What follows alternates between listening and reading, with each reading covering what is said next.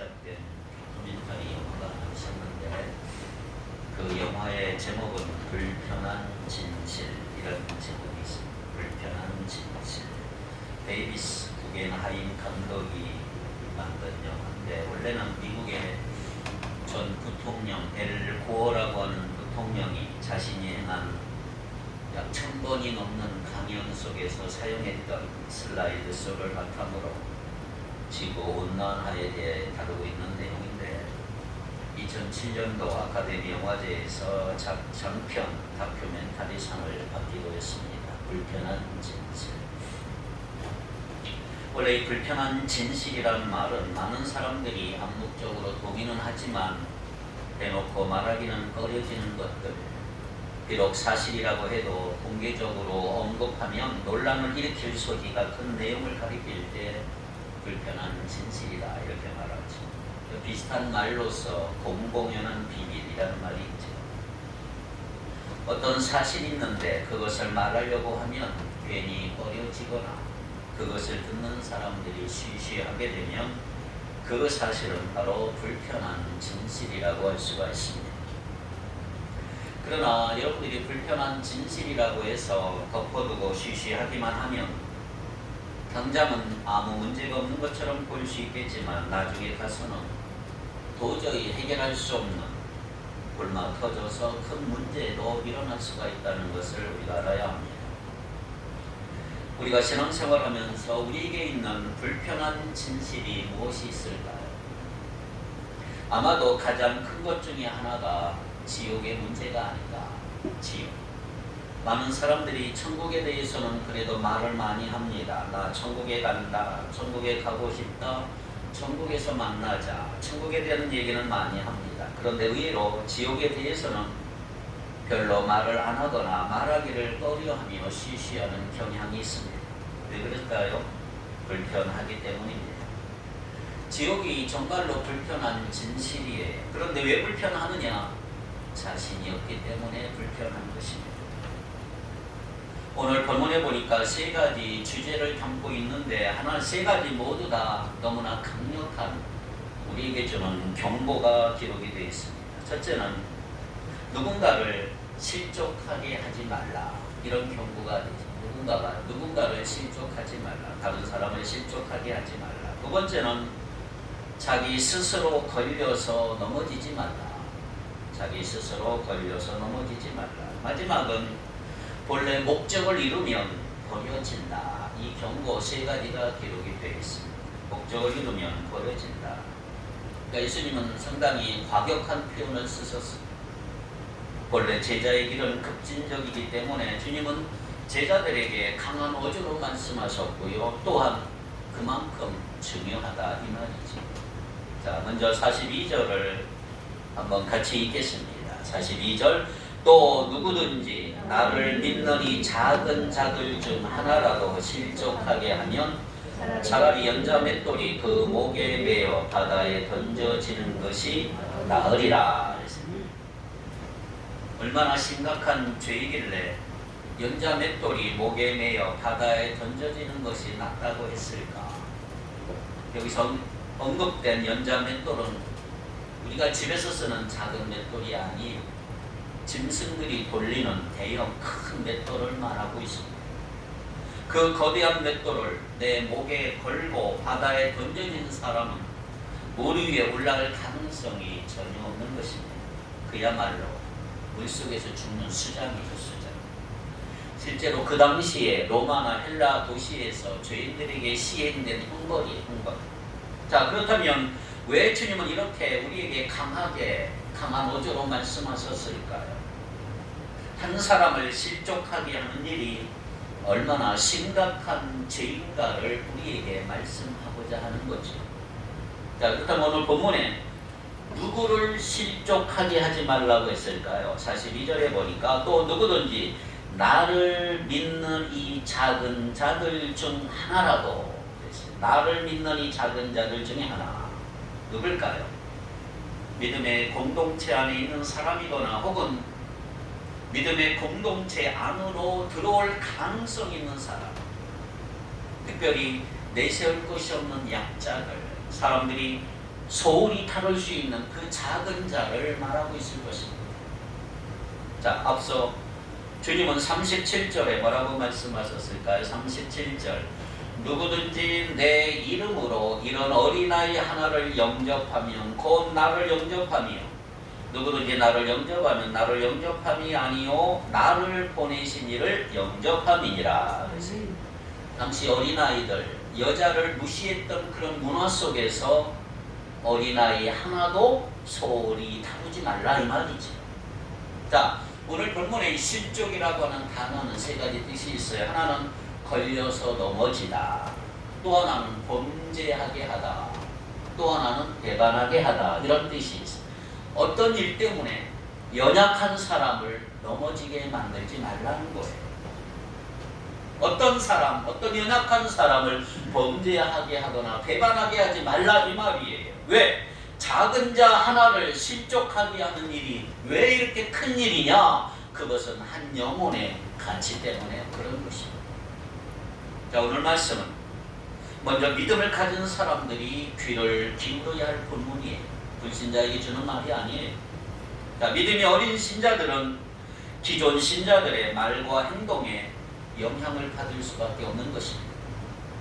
처음 신앙생활할 때 누굴 봐요? 순수한 마음과 어떤 기대감으로 교회 오지 않습니까? 그런데 기존 성도들의 말이나 행동 때문에 시험에 드는 거예요. 해석이 잘 안 돼요. 그들의 행동과 그들의 말이 잘 이해가 안 되는 거예요. 하나님 믿는다면서 왜 저럴까? 나도 믿다가 저렇게 되는 건 아닌가? 자, 오늘 본문 9장 38절부터 나오는 요한의 행동을 한번 볼까요? 요한이 뭐라고 그랬어요? 요한이 예수께 여짜오되 선생님, 우리를 따르지 않는 어떤 자가 주의 이름으로 귀신을 내쫓는 것을 우리가 보고 우리를 따르지 아니함으로 금하였나이다 그랬어요. 자, 요한이 뭐라는 게 우리를 따르지 않는다고, 자기들에게 속하지 않았다고 소위 텃세를 부리는 모습이야말로 기득권을 행사하고 다른 사람을 실족하게 할 만한 행동이다 이 말이지. 그래요. 먼저 믿는 자에게는 책임이 있었지. 한때 교회를 다니다가 어떤 사람들이, 떠난 사람들이 생각으로 많이 있습니다. 떠난 이유는 다양하겠지만 기존 성도들 때문에 신앙의 회의감에 가지게 된 경우가 많다는 거죠. 여러분, 믿음이 없는 사람, 초신자 사람들은 처음에 성경을 읽고 하나님을 만나지 않습니다. 예수 믿는 사람들을 통해서 하나님을 만나요. 성경을 읽기 전에 믿는 사람들의 삶을 보는 거예요. 예수 믿는 사람들이 어떻게 사는가. 그래서 우리의 삶, 예수 믿는 사람의 삶은 제2의 성경이에요. 인정하든 인정하지 않든 나의 삶을 통해서 신앙이 막 표현되는 거지요. 그래서 초신자나 믿지 않는 사람들은 하나님을 모르기 때문에 먼저 믿는 사람을 보면서 하나님이 누구신가를 짐작한다는 거죠. 그래서 초신자들의 눈에 비춰진 신앙인의 모습이 얼마나 중요한지 모릅니다. 열심히 하려고 했는데 자칫 잘못하면 찬물을 끼얹어 버리게 되고, 좀 격려하고 이끌어야 하는데 도리어 해방하는 게 많은 것입니다. 그래서 사람들은 신자들의 위선에 가장 많이 상처를 받는다는 것. 위선, 말과 행동이 다를 때 시험 받는 것. 우리 자녀들 마찬가지 아닙니까? 부모가 말한 대로 살지 않는 모습을 보면서 자녀들은 신앙에 대해서 어떤 회의감을 갖게 되는 경우가 너무 많은 것입니다. 신앙 가진 부부가 자녀들이 보는 앞에서 매일같이 싸우고 돈 타령하고 교회나 목회자 욕을 한다면 자기 자신들의 자녀들에게 신앙을 절대로 기대할 수는 없는 것입니다. 한국교회의 가장 큰 과제 중에 하나가 뭘까요? 우리 신앙의 대를 이어가는 거예요. 여러분의 신앙의 대가 이어져가고 아름다운 예수 믿는 가문이 되길 바라요. 교회만 잘 지어놓으면 뭐 하겠어요? 다음 세대가 교회 안 나오면 필요가 없는 거죠. 에베소서 6장 4절에 이렇게 말합니다. 또 아비들아 너희 자녀를 노엽게 하지 말고 오직 주의 교훈과 훈계로 양육하라. 부모가 정말 용서를 실천하고 사랑을 보여줄 수만 있다면 얼마나 좋겠습니까? 오늘 우리의 부모의 모습 속에 자녀들이 실족하지 않기를 바랍니다. 그런 의미에서 오늘 말씀은 조금이라도 교회에 먼저 나온 분, 부모 세대 교사와 교육자에게 주는 메시지.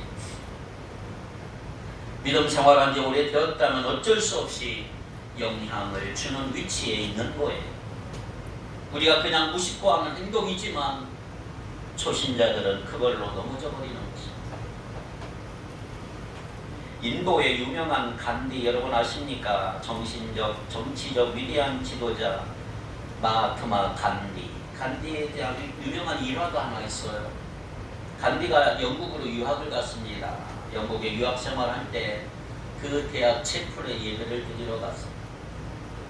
그는 힌두교인이었지만 기독교에 대한 대단히 호감이 있어서 어쩌면 그때 잘만 하면 기독교인이 될 수 있었는데, 근데 그 예배 드릴 때 예배당 안에서 간디가 체험한 게 뭐냐면 인종차별을 경험을 했어요.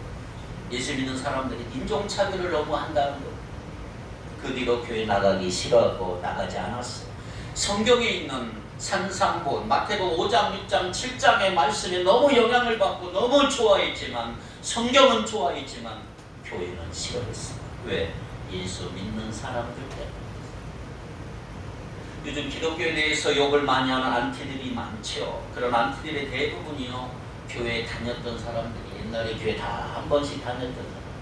그 사실에 우리는 책임의식을 좀 가져야 될 것 같아요.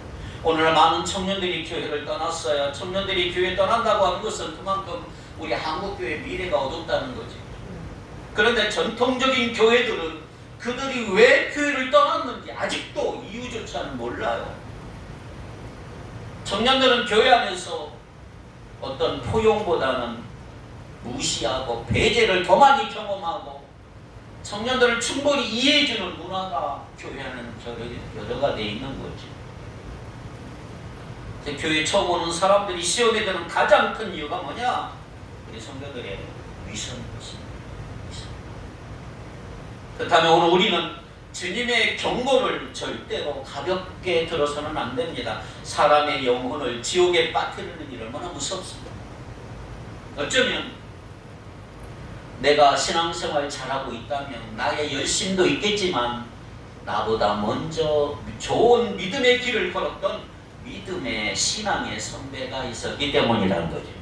그래서 저는 오늘 말씀을 보면서 혹시 나로 인하여 다른 사람을 실족하게 한 일이 없었는가 돌아보셔야 합니다. 나로 인하여 자녀가 신앙적으로 실족한 일은 없었는가 혹시 생각이 난다면 용서를 구해야 합니다. 초신자들의 눈길을 무섭게 여겨야 합니다. 영혼을 실족시킨 일이 없었는가 좀 지나칠 정도로 생각해야 돼요. 내가 누구를 그렇게 하지는 않았는가. 여러분, 영혼을 실족시키는 일은 작은 일이 아닙니다. 가정에서도 여러분 자녀들의 눈을 의식하시기 바랍니다. 나로 인해 도리어 은혜를 받고 구원의 길로 작정하는 사람들이 늘어나기를 바랍니다. 그래서 42절은 다른 사람을 걸려 넘어지게 하는 것에 대해서 말씀했지만, 이제 43절은 스스로 넘어지게 하는 것에 대한 말씀이 기록이 되었습니다. 자, 43절 같이 한번 읽겠습니다. 만일 내 손이 너를 범죄하게 하거든 찍어버리라. 장애인으로 영생에 들어가는 것이 두 손을 가지고 지옥 곧 꺼지지 않는 불에 들어가는 것보다 나으니라. 45절, 47절도 비슷한 말씀이에요. 발, 손, 그리고 눈이 없더라도 영생을 얻는 것이 더 낫다. 이 손과 발을 없애는 일도 그 당시 로마나 헬라 문화권에 있는 사람들의 죄지은 형벌 중에 하나예요. 죄를 졌으면 손 자르는 것입니다. 자, 그렇다면 이 구절을 우리는 어떻게 받아들여야 할까? 만약 이 말씀을 그대로 적용한다면 우리 중에 성한 사람, 온전한 사람이 있을까? 무엇보다 현실적으로 우리가 일상에서 죄를 안 짓고 살 수는 없지요. 아무리 노력해도 애를 써도 죄를 짓는 거예요. 도박하는 사람이 다시는 도박하지 않겠다고 실제로 손가락을 잘랐어요. 그런데 며칠 지나 동네를 감은 손으로 도박을 또 하고 있는 거예요. 인간의 죄성은 신체의 절단으로 절대로 해결되지 않아요. 손을 자르고 발을 자른다 할지라도 인간의 죄성은 해결되지 않는 거예요. 만약 손과 발을 자르고 더 이상 죄를 안 지을 수 있다면 할만하지요. 장애인 될만해요. 그런데 죄는 내 마음에서 시작되기 때문에 근원적인 문제가 해결되지 않으면 또 짓는 것입니다.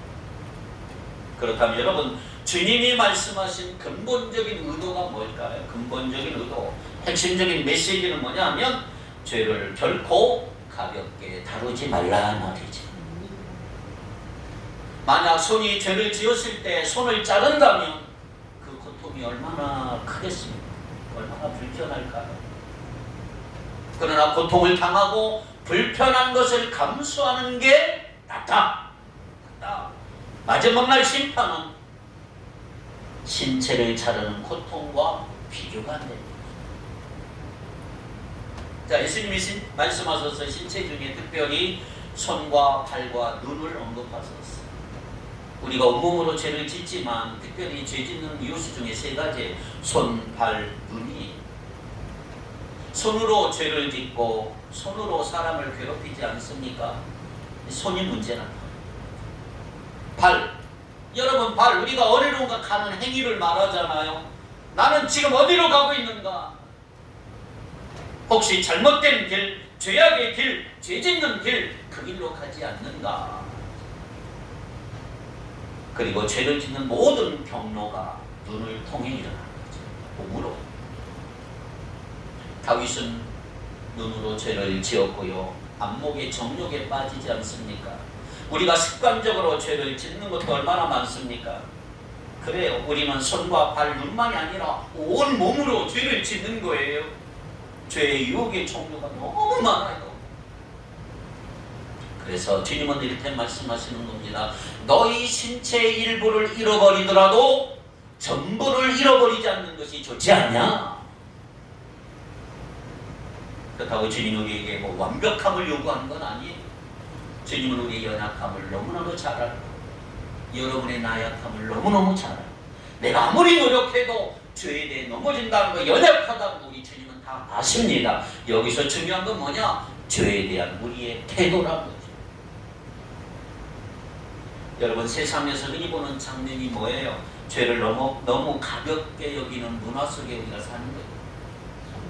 죄를 죄로 여기지 않아요. 지금 요즘 드라마 보면요, 죄 지은 거 자랑하고 즐겼지.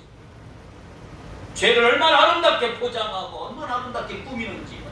죄를 다 지으라고 지금 온갖 매체는 우리를 다 요구 한번 해보라.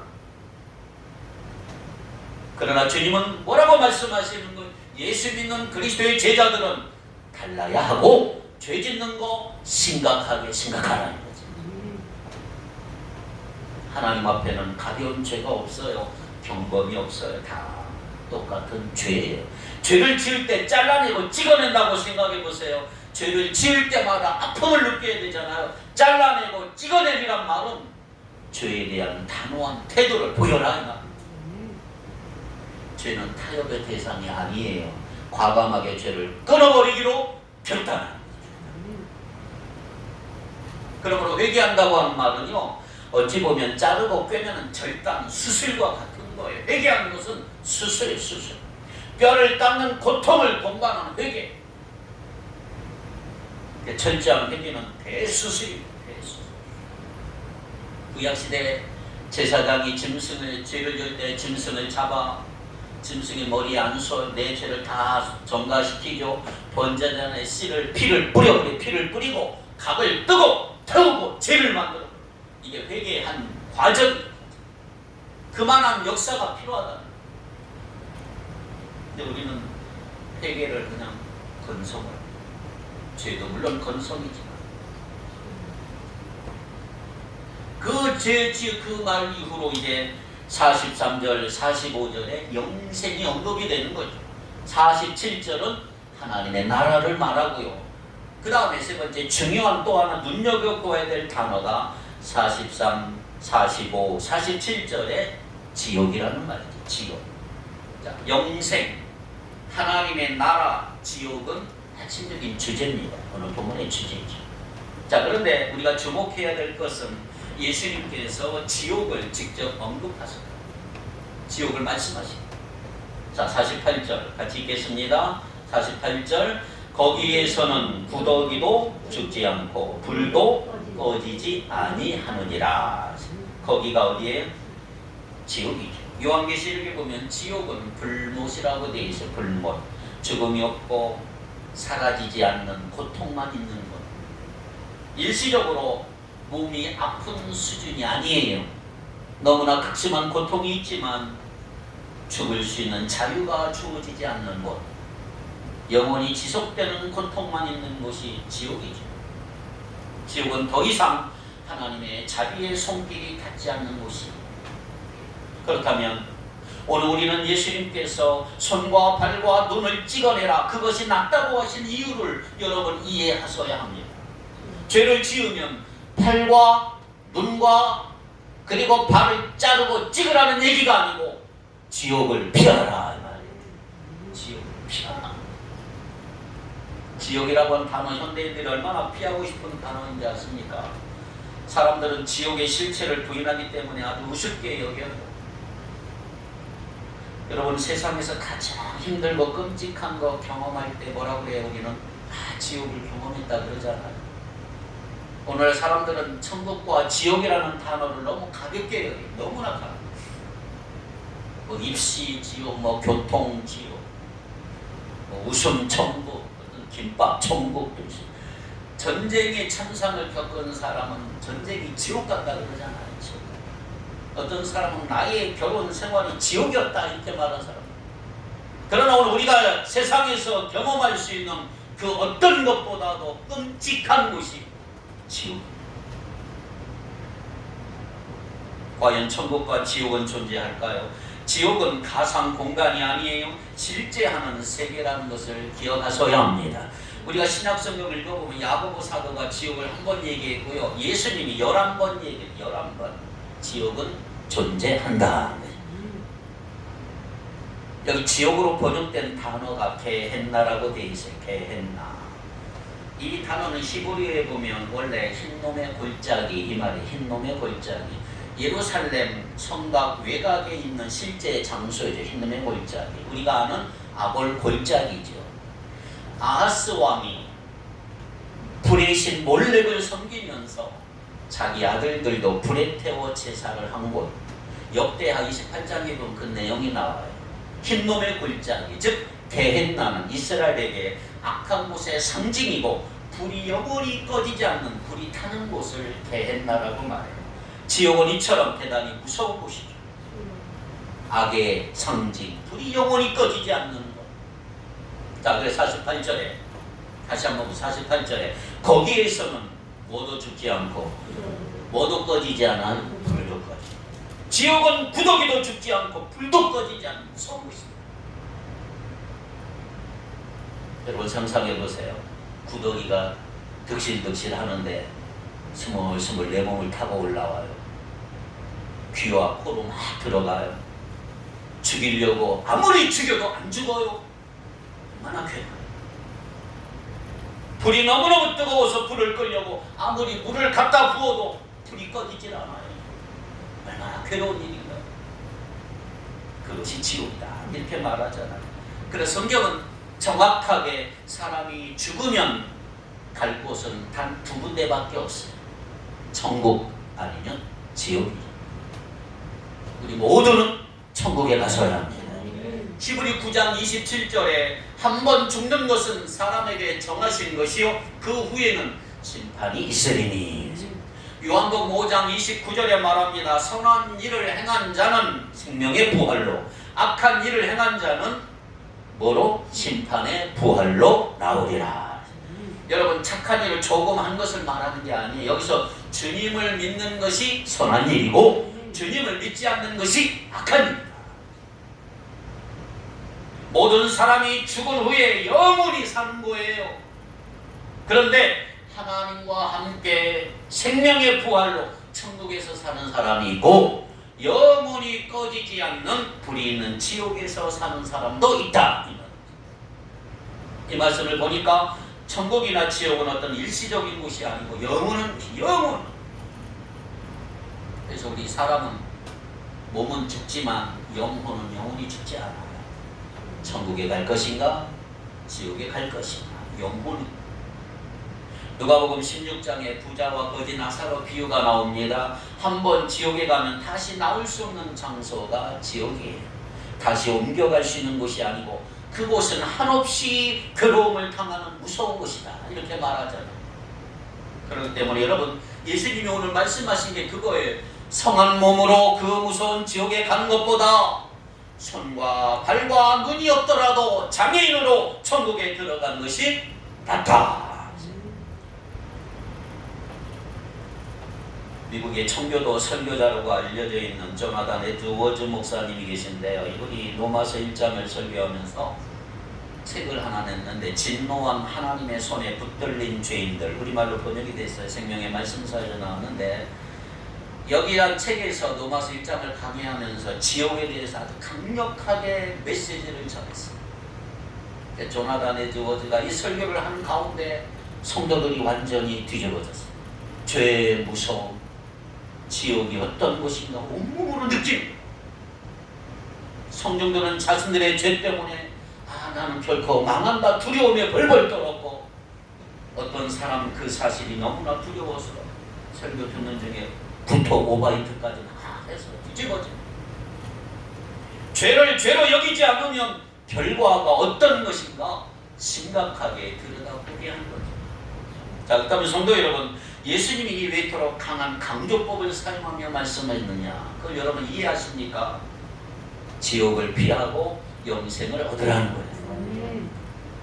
지옥이 강조될수록 오늘 우리에게 천국에 대한 강한 열망이 일어나기를 바랍니다. 영생을 놓치지 마십시오. 어떤 대가를 치러서라도 그 죄를 방치하지 마십시오. 죄와 싸우는 일은 결코 쉬운 게 아니에요. 피를 흘리기까지 싸우세요. 육체적인 쾌락을 거부하는 일이 얼마나 어려운지 몰라. 우리 몸은 육체의 죄에 따라가게 돼 있어. 근데 이거 이기려고 하니 얼마나 힘들어요. 손과 발과 눈이 죄를 짓지 않으려고 하는 수준으로 이제는 안 돼요. 여러분 이제 적극적으로 손과 발과 눈이 하나님이 좋아하는 선한 일을 하기 위한 도구로 적극적으로 드리기를 바랍니다. 하나님이 손과 발과 눈을 주신 목적은 뭐냐? 죄를 지으라고 준 게 아니고 하나님의 거룩한 도구로 주셨다 말이지. 하나님이 기쁘게 하는 게 뭔가 하면 돼요. 그게 적극적인 거죠. 내가 죄와 싸우면 못 이겨요. 선한 일에 몰두하시길 바랍니다. 죄를 지을 때마다 반드시 회개하길 바라고요. 죄를 결코 가볍게 지나가지 마십시오. 전체 자기 신체의 일부를 자르는 마음으로 통회하고 자복. 하나님의 선한 일에 우리의 삶을, 우리의 몸을 의의 병기로 올려드리는 저와 여러분이 되기를 축복합니다. 마지막은 49절 50절은 조금 어려운 부분이에요. 학자들마다 조금 달라. 49절이 앞에 9절과 문맥상으로 연결됐는지 50절과 연결됐는지를 잘 보셔야 합니다. 49절에 나오는 소금은 제물에 뿌리는 소금이에요. 48절과 연결되는 것으로 보는 게 일반적인 해석이고요. 많은 분들이 이렇게 주장을 해요. 자, 그러면 50절이 독립적으로 다루어진 구절인데, 자, 50절 한번 읽어봅니다. 시작. 소금은 좋은 것이로되 만일 소금이 그 맛을 잃으면 무엇으로 이를 짜게 하리요?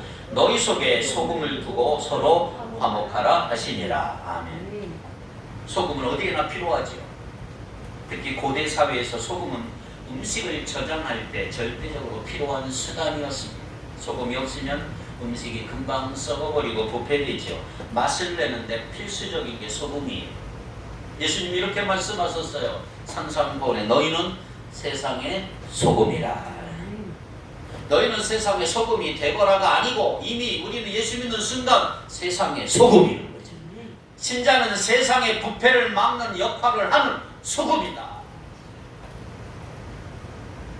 여러분 세상을 어디를 가나 부패 때문에 악취로 얼마나 가득한지 몰라요.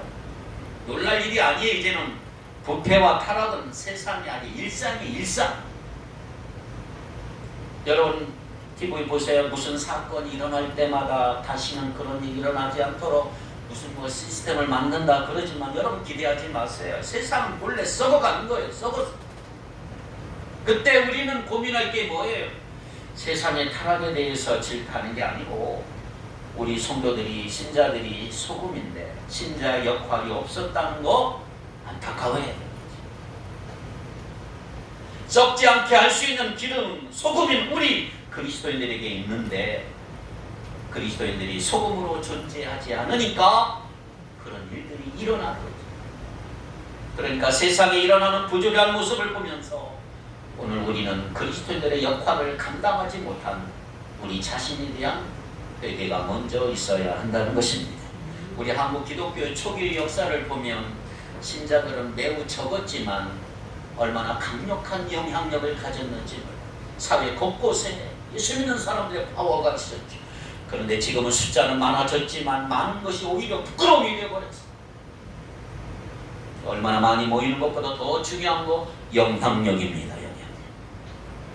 영향력을 드러내셔야 돼요. 두각을 나타내야 된다. 소금이 소금의 역할을 하지 못하면 쓸모가 없어지고 버려지고 발에 밟히고 천대를 받는 존재가 되는 거지요. 존재의 목적을 잃어버리면 존재할 이유가 없는 거예요. 천덕꾸리가 되는 거예요. 이제 우리는 이전에 예수 믿는 초창기의 모습으로 돌아가서야 합니다. 맛을 내시기 바랍니다. 소금은 녹아줘야 합니다. 녹아진다는 말은 희생한다는 말이 나보다 남을 낮게 여기고 유익하게 하는 삶을 살아야 된다 이 말이.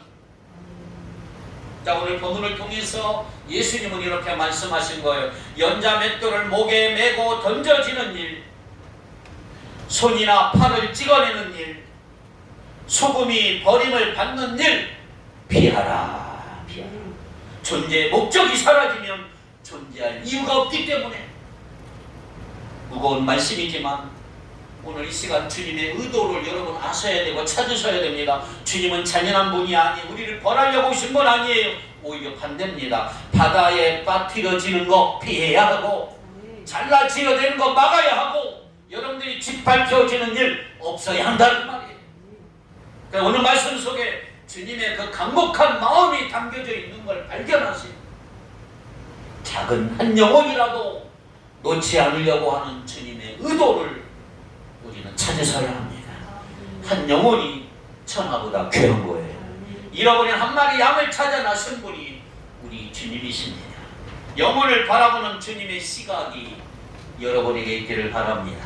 나의 영혼 귀하듯이 다른 사람 역시 귀한 거예요. 나만의 구원으로 끝나지 말고 공동체를 생각하셔야 합니다. 나 때문에 다른 사람의 영혼이 길을 잃어버려서는 안 된단 말이에요.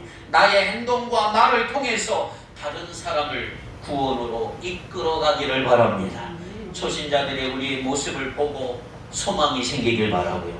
초신자가 옆에 있으면 지나칠 정도로 조심해야 되고요. 그들이 예수 그리스도를 따라가도록 하는 일에 격려가 되는 삶을 살아가는 여러분 되기를 바랍니다. 우리 때문에 실족한 게 아니고 우리 때문에 예수 믿는 사람들이 많아지는 온전한 제자의 삶을 걸어가는 믿음의 성도들이 되기를 주님의 이름으로 축복합니다. 기도합니다. 거룩하신 하나님, 우리에게 한 영혼의 귀중성을 다시 한번 깨닫게 하시니 감사합니다. 우리들의 존재 목적을 알게 하시고 주님의 시각을 갖게 하시며 예수님 닮아져 가게 하옵시며 우리 때문에 예수 믿는 사람들이 더 많아지는 온전한 성도의 삶을 살아가는 우리 모두가 되게 하여 주옵소서. 예수님 이름으로 기도하옵나이다. 아멘.